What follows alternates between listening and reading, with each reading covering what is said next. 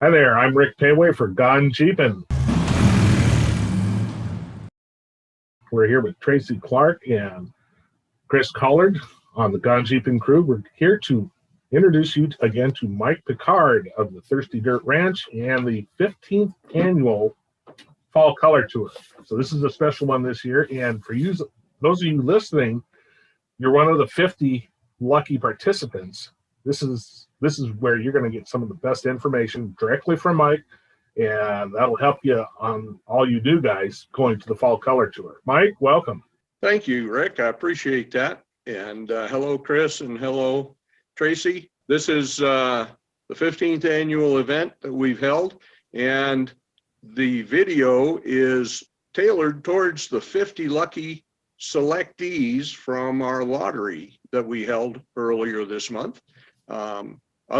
Alternates are welcome to view the video in preparation for being selected if any of the primaries happen to drop out. But at this point, for the lucky 50, this is your package of information. That's cool. Yeah, I know you have like probably at least 50 to 100 alternates if someone drops out. I've got about 60 alternates that signed up for this year, and some have already chosen to drop out, but most of them are hanging on with the hopes that I'll reach out to them and bring them into the front 50. And I've already done that with 2 of my alternates. Oh, that's great. So those are the lucky 2 so far. So let's get into part of this. Tell us about the lodging options there at the ranch and in the local area there around Buena Vista. Sure. For places to stay while you're here, because this is a week-long event, we've got hotels, motels, and bed and breakfast places in and around this valley in Buena Vista and in Salida. If you contact the Chamber of Commerce for both of those communities, they can give you a listing of the different hotels, motels, and bed and breakfasts in this valley. We also have a couple of local campgrounds. We've got a private campground, Chalk Creek, which is only about 2 miles away. And we also have a KOA right outside of Buena Vista if you choose to use a commercial campground. What about half of our participants like to do is camp here at the Thirsty Dirt Ranch. Right. And so I make space available for them to do that. So at your own property, the Thirsty Dirt Ranch, what do you have? Mountains, cactus, hills, flat area? Yeah, I've got 15 acres of cactus and wind. Perfect. And I pulled most of the cactus, so it's mostly just wind now. But yeah, basically I've got fairly level ground that I mow to provide camp sites and parking areas. I bring in portable toilets. I've built a shower house and I have that available. It's a 2-stall shower house. For those that need electric power, like for a CPAP machine, I have electric power available around my shop on the outside. I also have water available. I've got a very good well, and I'm only about 6 miles from the mountain source for that water. And you can see that mountain source right behind me. Yeah, that's pretty good. A lot of folks have asked me about campfires here at Thirsty Dirt since they're camping out. Yeah. Usually in September, we in Chaffee County are under a fire ban. So unless you can turn it off with a flip of a switch, like a propane campfire, we can't have campfires, and they usually prohibit charcoal grills as well, because you can't just shut them off. Right, and that's the important thing, especially during fire season. That wind really can whip up too. It can, and it'll do it in very short notice, and it'll take embers from a real fire and run it through the grass, and pretty soon we'll have a raging grass fire headed for my neighbor's house, and they don't like that. Yeah. The other thing I would caution everybody is if you're going to camp in a tent, make sure that you bring some extra rope or cord with you and some tent stakes so that you can stake it out to resist the winds, because we do get some pretty strong winds here. We're fortunate that in September, weather is generally very mild. However, we do get winds up to 50 miles an hour and sometimes higher here almost every month of the year. That's a lot of wind. Yep. All right. So no fires, stake your tent down adequately. And like you said, you have plenty of parking. So if you're trailering your vehicle, there's plenty of places where you can drop your trailer as well. Yep, I'll have a big area out behind the shop that'll be mowed, and it's specifically for parking trailers. So if you've got a truck and a trailer, or just a trailer that you want to leave here so that you can drive to and from your motel in your pickup truck, you're more than welcome to do that. Yeah, works out a lot better than parking a trailer at a hotel. Yes, exactly. Okay, well, you mentioned your shop right in the center of things. What kind of a shop? How big, and what goes on in there?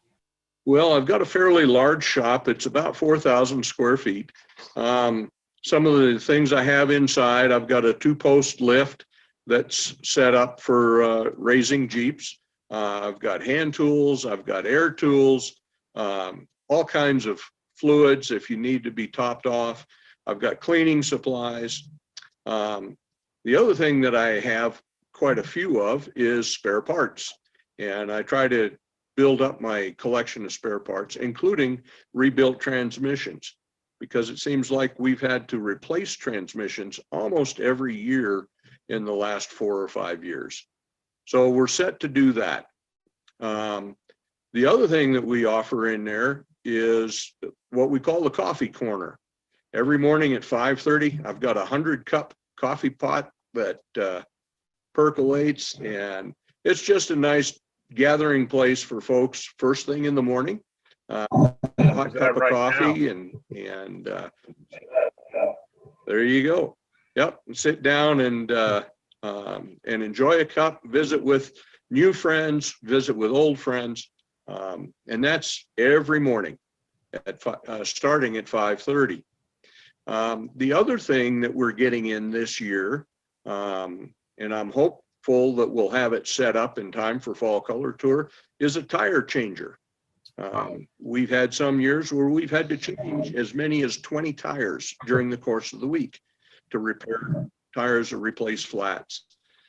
And that's awesome. Through the generosity of a couple of regular attendees here for Fall Color Tour, it looks like I'm going to be able to get a tire changing machine to put into the shop.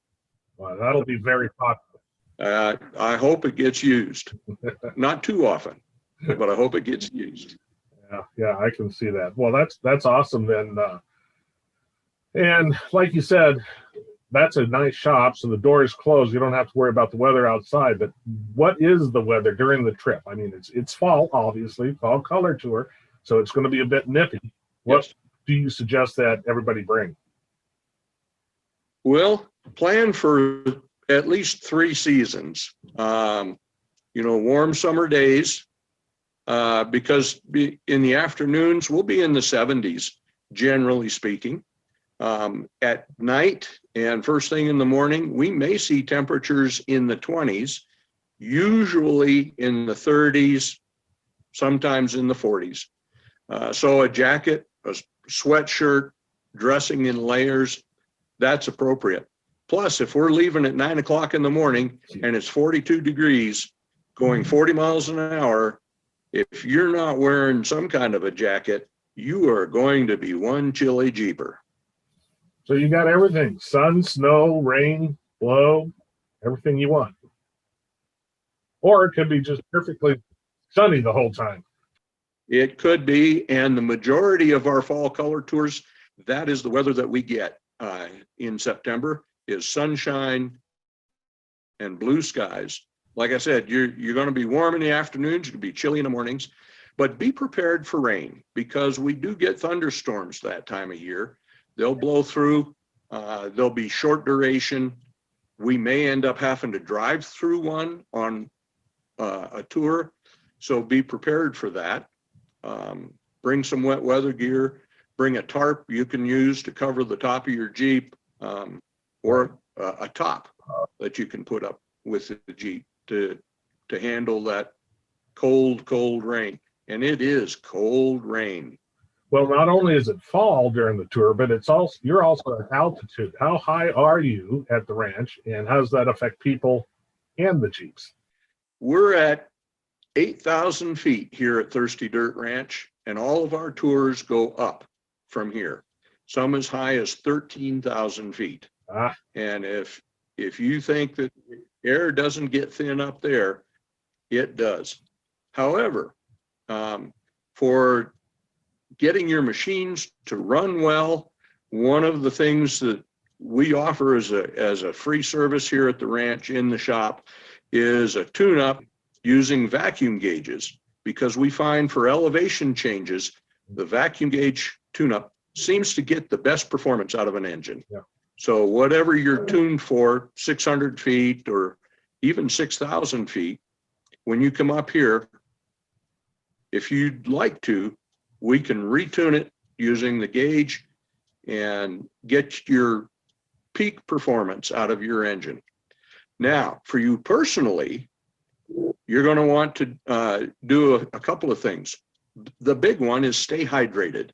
Drinking lots of water, that will help you with the elevation. That will help you with the dry air that we have, because the relative humidities will get down into single digits in the afternoons. So drink lots of water while you're on the trail. And if you start feeling the sensations of headaches or nausea or something like that, let your guide know, because that's a sure sign, a front sign of altitude sickness. We've had very few cases of that with healthy people here on the tour, but we have had an occasional person with altitude sickness. Yeah, it does happen. So it's best to take care of it in the beginning.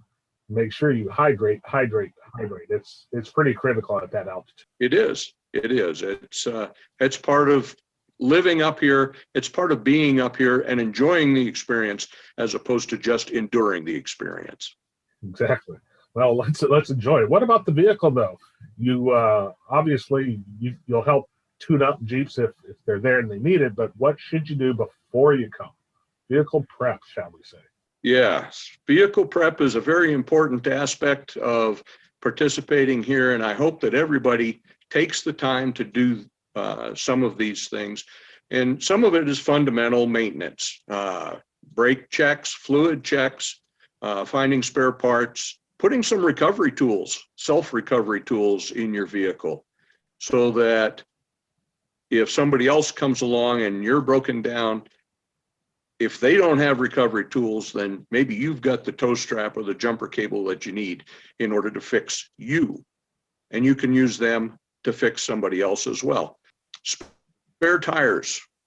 Like I mentioned before, we've had as many as 20 tires go flat during the course of a fall color tour week.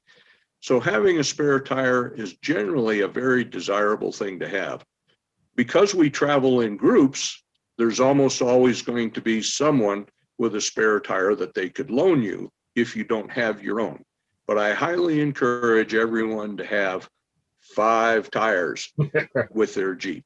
Yeah, there's nothing worse than loaning out your spare tire and then needing it yourself. So don't be that guy. Bring a spare. That's exactly right. Yeah, yes. A lot of folks have asked me about gas cans, packing extra fuel along on the trips.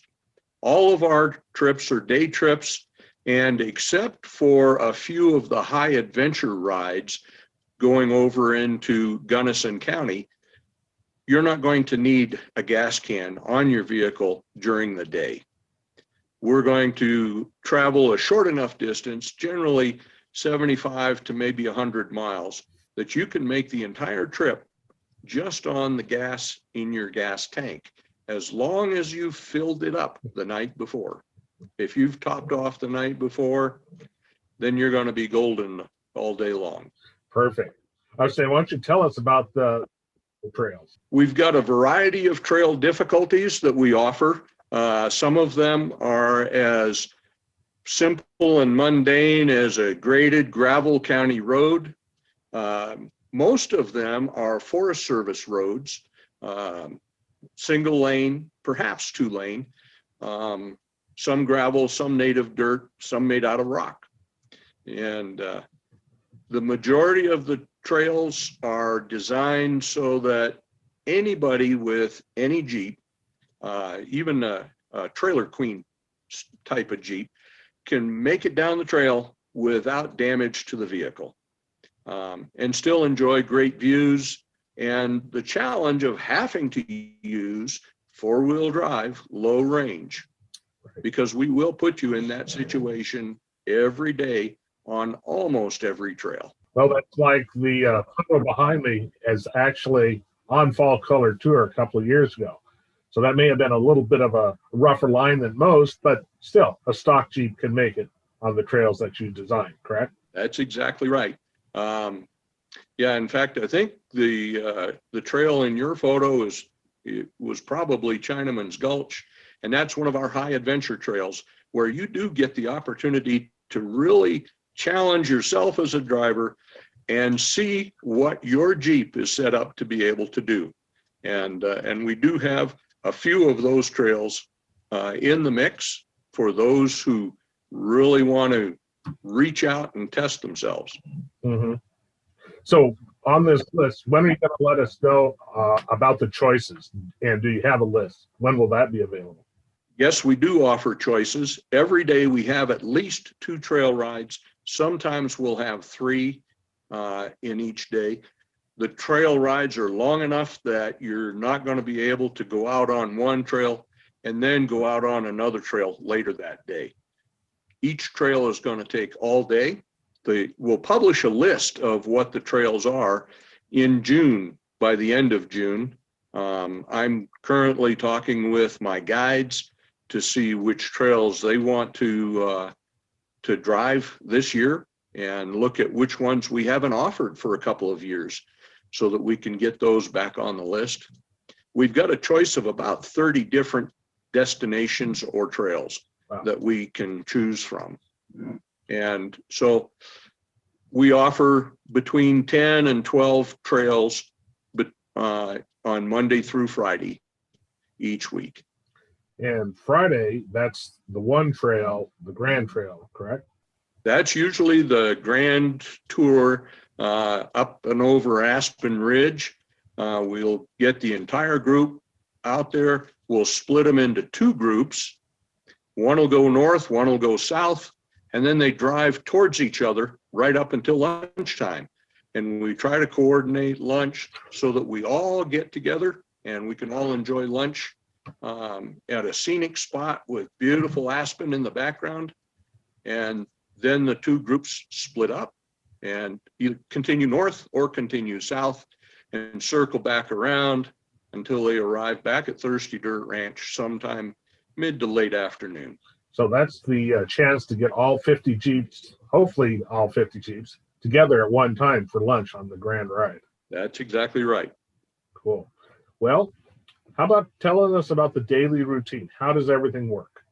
Each day starts at 5:30 in the morning with the coffee pot percolating.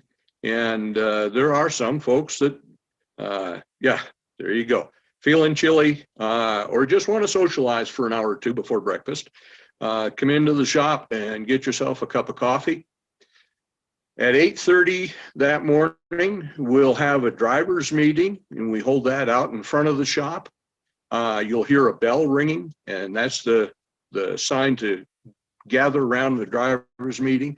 And the meeting's not just for drivers, it's for everybody, passengers as well, so that they can learn about what's going on that day, what trails are being driven, make any last minute adjustments to the gear that they're bringing, and then figure out, okay, which guide am I following, and get in the right line with your Jeep. About 9 o'clock, we start kicking the convoys off the ranch and down the road, headed for some high country adventure. Lunches are always on the trail. We don't stop at restaurants or gas stations or anything like that for a quick snack, other than perhaps on the way back home. But once we leave the ranch, we're headed for high country and high trails. So you need to pack your lunch with you. We always come back in the afternoon, with the possible exception of some of the high adventure trails, which have come back as late as 11 o'clock at night. So if you're on a high adventure trail, pack lunch and supper because you may need it. Yes, exactly. When you do get back to the ranch in the afternoon, that's a great time to drive over to the local gas station and refuel your Jeeps.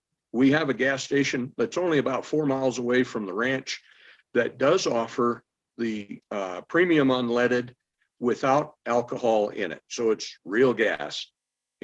And if you've ever driven at high elevations, you know that vapor lock can be a real big problem. If you get real gas instead of ethanol laced gas, you're going to have far fewer problems with the vapor lock on the trail. So I recommend that. Well, that's one of the things about gasoline that a lot of people don't know. High altitude gas, like what's sold in your area, has a different boiling point or a vapor pressure than, say, something in lower California. So if you bring gas with you, it isn't necessarily as good as what you're going to find, especially at your local gas station, without the ethanol. Yes. So save yourself the trouble of packing gas with you coming out. Buy it here locally. It's formulated for elevation. Plus, like I said, we have the non-ethanol gas available, and that'll make a big difference out on the trail. In the evenings, here at the ranch, in the shop, we do a lot of different things. Sometimes it's just Jeep maintenance or Jeep repairs. We'll have a lot of people turning wrenches and squirting grease and doing whatever they need to do to keep their Jeep running for the next day. We also, for anybody who's an amateur musician or a talented musician, they're welcome to bring instruments, and we end up having sing-alongs or just jam sessions inside the shop, and those can go on for quite a while. It's a good time to visit with new friends that you've made and revisit with old friends. It's a good time to enjoy a beverage and just relax for the evening, knowing your Jeep is ready for tomorrow, and so are you. Yeah, unless of course you have to start working on it, be ready for the next day. So what about our furry friends, our pets? Can we bring pets? Yeah, we would prefer not to have any cats around. Here at Thirsty Dirt Ranch, we have 1 cat and 1 dog. We'd like to keep them both. Dogs, so we'd prefer no cats because our cat doesn't like other cats. Our dog is not a cat chaser, so that part is safe. For dogs, if they're aggressive in any way, there's a potential for them to bite someone. I don't need that kind of headache here. Leave that dog at home or with somebody else. If they're cat chasers, I don't need that dog here either. I like to keep my cats. I keep losing them to coyotes, but I want to keep the ones I have. If they bark a lot, I prefer not to have those dogs here. Nobody wants to hear them barking all night long. And my neighbors don't want to hear them barking all day long if you were to leave them here at the ranch while we all go jeeping. So one of my requirements is if you do bring a dog, take the dog jeeping with you. Hopefully the dog enjoys it and will be a good companion for you, but take the dog with you. So that way my neighbors don't have to endure a pack of dogs barking at each other. And that's basically it for pets. Nobody's asked about monkeys or anything like that. So I haven't come up with any requirements that way. Yeah, well, I can understand that. So what do we do about food? Food is probably almost as important as water. Yes, it is. And everybody's going to want to enjoy it every day. So meals, you're on your own. Bring whatever you want to fix for breakfast, or go to local restaurants and they'll fix breakfast for you. Now, be aware that during this same week, Buena Vista is offering their fall color tour for ATV enthusiasts at the same time. And they get 300 to 400 people coming into town for that event. So 2 things that means: 1, hotel rooms fill up fast. 2, restaurants fill up fast during meals. So just be aware of that. Salida is not such a problem. Most of the ATVers don't stay in Salida because the activities all center in Buena Vista. There are some very good restaurants for breakfast and also for dinner in both communities. And the Chambers of Commerce has a list of all those different restaurants. And so you can pick and choose. If you want some personal advice, I'm happy to help you with recommendations based on the type of food you like to eat. Or fix it yourself right here on the ranch. Yeah, that's what half the people do while they're camped out at your place.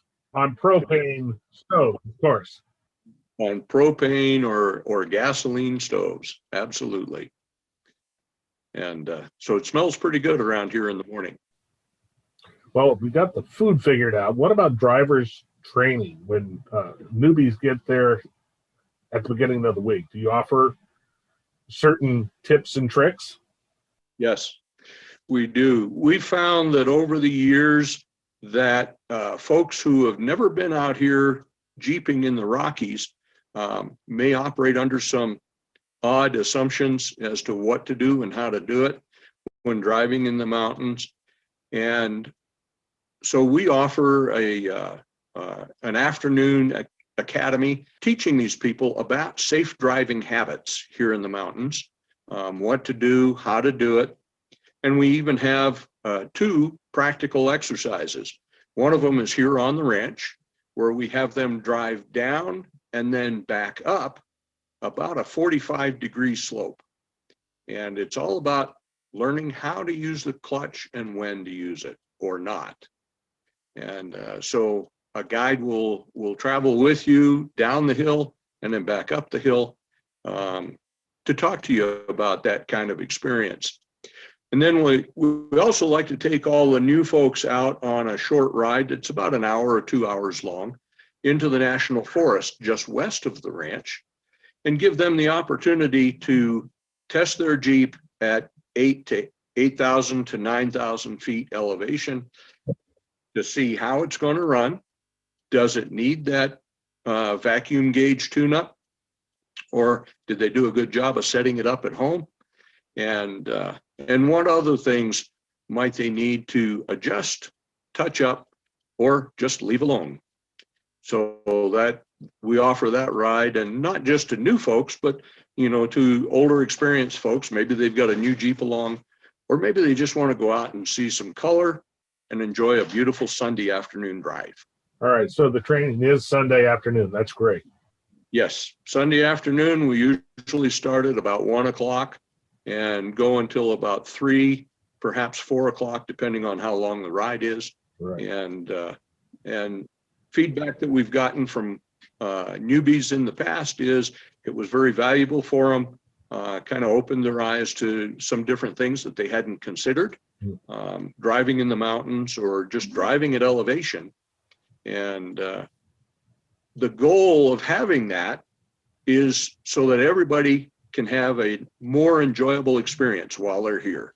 If they're having to fight with their Jeep going up and down the mountains, that's not enjoyable. We want it to be a pleasant experience for them. And so we share our knowledge and our experience driving in the mountains to help them have a better time. So you'll go over things like how to drive in a convoy, like keeping the guy behind you in sight, keeping the guy in front of you in sight, and then, of course, trail communications to your radios. Yes, we'll talk about a number of different things. Convoy operations is a big one because we do get out on state and county highways occasionally, getting to and from our planned rides, and we travel in a group, literally in a convoy down the road. And I've worked with the local state police as well as the county sheriff's office on what is probably the safest way for us to do that. And they recommend that we do the convoy. We'll use the shoulder of the road on some roads. Some roads will be out in the regular travel lane. And most of these roads have a 60-mile-an-hour speed limit. We're only going to be driving 40 miles an hour. That's our convoy speed, getting to and from wherever we're going to be that day. So we'll talk about that, and we'll give people a chance to experience a little bit of that. Now, you mentioned communications, and I think that's a very key item. Keeping everybody informed and involved in what's going on and what's happening. Sharing tidbits of local history while we're traveling down the trails. And if somebody has an unexpected stop because of a flat tire, vapor lock, or something like that, it lets the three guides know, yep, this is happening right now. We can stop the convoy and not split into 2 or 3 or 4 groups because we don't know what's happening behind us. So convoy operations, communications is very key. We recommend FRS, Family Radio Service radios, for use while we're here. That's the frequency set that we use, and it will change depending on who you're driving with and what tour you're going on. So that's where participation in the driver's meeting becomes important. We'll make those announcements each morning. And we can help you technically with changing the frequencies and things like that if you want. But having a radio, very important. I do have a few radios that I'm able to loan out to folks, but that's a limited selection, and I really hope that most folks will bring their own radios so they can be responsible for them and learn to use them. Right, right. Having that radio is important. So when when people arrive, first off, what do they do? What do they do? How do they get there? And what time can they arrive? And what about dust control? You have neighbors. Yes, I do. I live in a wide open subdivision of about 45 homes, and all our roads are native dirt roads. So we can generate quite a bit of dust, and we've had problems with that in the past. So I would ask each operator, each driver as they come in, to slow their speed down between 10 and 20 miles an hour while they're transiting on the gravel and or dirt roads. And then while you're on Thirsty Dirt Ranch, keep your speed down to about 5 miles an hour, because we'll have kids, we'll have dogs, we'll have other Jeeps who aren't necessarily paying attention to where you're going. And we don't want to have any accidents. Knock on wood, we haven't had any yet. And I want to keep it that way so that everybody continues to have a good time. So keeping speed down, that's critical. Now, when you're coming in, most GPSs can take you right to the Thirsty Dirt Ranch. And we'll have signs up on both sides of the little road that we live on. Our little road's about 100 yards long. But I'll have signs up at the beginning of the road to let you know that, yep, you found the right place. When you come in, first thing you want to do is drive up to the shop. And myself or one of the other guides will meet you there and greet you and kind of let you know what's where here on the ranch. After you've come in, met one of us, and gone and found a parking spot, either for your Jeep or for your travel trailer or whatever you're hauling, I'd like for you to look up Nancy or Kate. Nancy's my wife, Kate's my sister, and they handle the administrivia of registration. So we want to make sure that your registration form is current, that you haven't smuggled somebody else in that we don't know about. And or if somebody else dropped off, we'd like to know that too. So visit with one of those two ladies, and we'll get your registration squared away for the beginning of the week. That makes sense. Yes. Now, one of the things we are going to do for folks that are staying in hotels or bed and breakfasts off site, when they come into the ranch in the morning, because the ranch is headquarters, that's where we start all the tours. When they come into the ranch in the morning, we're going to divert their traffic around the hub of the ranch, the area between the house and the shop, because that area gets very congested very quickly with Jeeps trying to position themselves, get ready to go on a ride. And we've had some folks come in with big trucks, try to squeeze through all these tiny Jeeps, and it's like moving jigsaw puzzle. So we're going to implement some traffic control to hopefully alleviate that problem here this coming year. That's good. So all those people coming from town, how far away is BV, Buena Vista, and what about parts stores and stuff? Well, Buena Vista is about 12 miles away. Salida is about 25 miles away. Both towns have parts stores. They have a Napa store. Each town has a CarQuest store. Salida has also got an O'Reilly's parts store. So, whatever your flavor for parts. I think I've actually used all of them, Mike. Yeah, I think you have, Rick. I really do. Yeah. And I know I have. And, for most parts, because of the age, they won't have them on hand unless it's something generic, like maybe spark plug wires. But they can order it, and if you order it by 4 p.m, they can usually get it up there on the overnight shipment and have it ready to pick up at 7:30 the next morning. Yeah, and that's pretty important because a lot of the guys are pretty knowledgeable at the stores, and some of them even speak old Jeep, which is very, very critical. Now, if I just wanted beer and ice, I believe it's the Sugar Shack is what, 2 miles from you, around the corner, and that's your ice and fuel station. Yes, it's just about, it's about 3.5 to 4 miles away. That's the gas station that offers the non-ethanol premium gas. And yes, they do have a big ice cooler out front. They have snacks. They have beer, milk, some basic commodities, not very many things, but a few things, enough to get you by. But if you're looking for a selection of beers or a selection of wines or other liquors, go to the stores in town. You'll find pretty good offerings at most of the liquor stores if you're looking for that. Right. We have 2 grocery stores. You have just about everything. It's a regular town. Yes, Salida is a full service community, and we do have a regional hospital there in case anybody does suffer an injury or an illness. They take very good care of you down there. I've been a patient in that hospital more times than I'd care to remember. Well, but let's not make it this trip. I've always come out the other end feeling healthy. Exactly.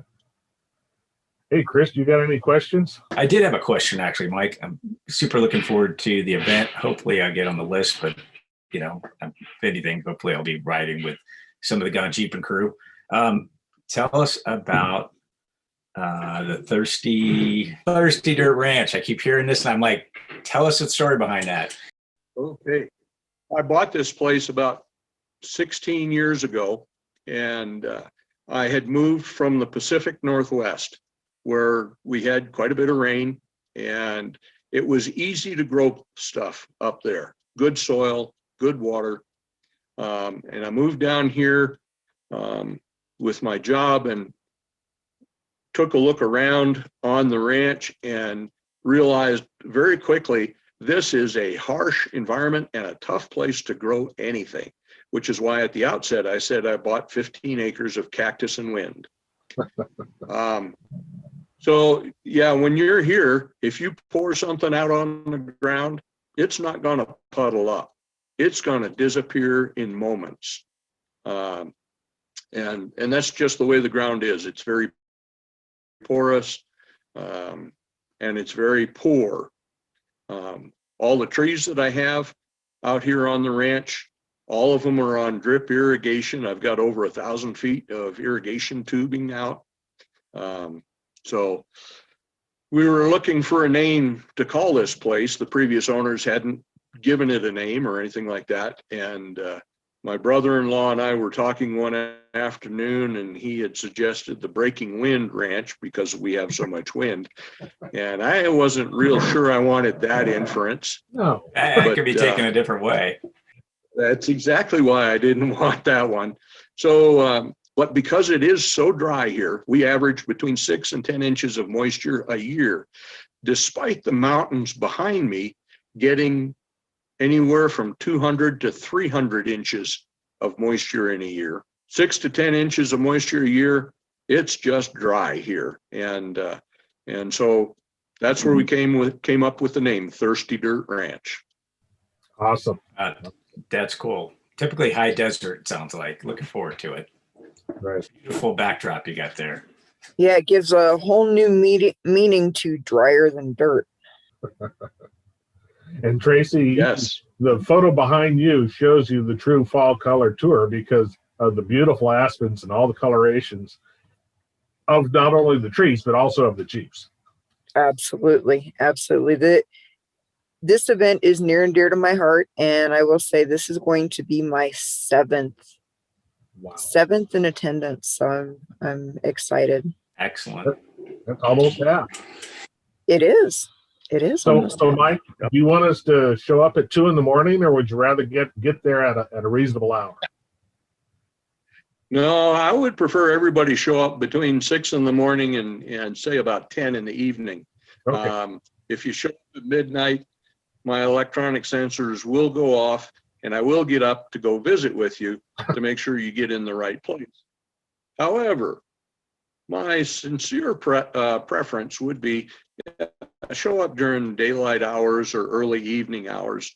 And it'll make it a lot easier for you to move in and assimilate onto the ranch. And it makes it a whole lot easier for me because then I can try to get a night's sleep in between each day's events. Yeah, we always like to have, the trail leaders alert and awake. Yeah, and pounding in tent stakes Yes. at 3 a.m. it doesn't make you a good neighbor. Yeah, I don't know. Got anything else, Mike? Anything you want to let the people know that are going to be there? I can't wait myself. It's going to be a great trip, I'm sure. No, I hope everybody comes with a good attitude. We'll have a wide range of flat fender Jeeps here. Some really well done modified vehicles, and more than a handful of just bone stock original looking and original setup Jeeps as well. So if you want to learn about Jeeps, now is a great time to bring your questions. If you got problems with your Jeeps, bring the question with you. And we've got hundreds of years of experience here in the people that attend this event, and most everybody is going to be very happy to help you with whatever your issue is. And that's the general atmosphere that prevails throughout the week. Very positive experience. People are here to enjoy it, and they do. Yep, all smiles all the time, just like on Jeeping. All Jeep all the time. Mike, thanks for joining us. I appreciate it. Yeah, I just need to say, leave the drama at home. This is all about the camaraderie, the learning experience, the history, all these things that you can take and pass on to the next generation. Let's keep the old flat fender tradition alive, well, and going strong. Right, and for that matter, bring the youngsters. Show them exactly how it is. We may be getting gray, but the newbies aren't. It sounds like it's going to be a great event, Mike. Yes, I think so. We've got about 10 families that are coming this year. Some with younger kids, some it's just a husband and wife. And this is very much a husband and wife type of adventure too. There's a lot of women who participate here. Some of them will drive, a lot of them just along for the ride and the scenery. But it's not we don't try to build it as a macho bust them up event. This is a pleasure event, for everybody who participates. Absolutely. It's a fun time. All right. With that being said, thanks for joining us. I'm Rick Payway for Gone Jeepin', along with Tracy Clark and Chris Collard. We'll see you at the Fall Color Tour. Goodbye.